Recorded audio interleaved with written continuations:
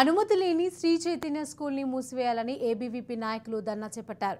మహేశ్వరంలోని Shri Chaitanya school కి అనుమతి లేకుండా విద్యార్థులను చేర్చుకొని విద్యార్థుల జీవితాలతో చెలగాటమాడుతున్నారని ఏబీవీపీ నాయకులు ఆగ్రహం వ్యక్తం చేశారు.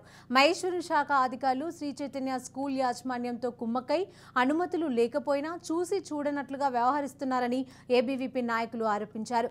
శ్రీ చైతన్య యాజమాన్యం పైన క్రిమినల్ కేసులు నమోదు చేసి వెంటనే స్కూల్ ని మూసివేయాలని, అనుమతులను వచ్చిన తర్వాత విద్యార్థులను చేర్చుకోవాలని ఏబీవీపీ నాయకులు డిమాండ్ చేశారు.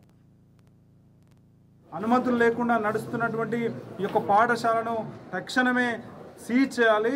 ఈ యొక్క సీజ్కు సంబంధించినటువంటి నియమాలను పాటించినటువంటి ఈ యొక్క యాజమాన్యం పైన క్రిమినల్ కేసులు పెట్టాలని అఖిల భారతీయ విద్యార్థి పరిషత్ డిమాండ్ చేస్తూ ఉంది.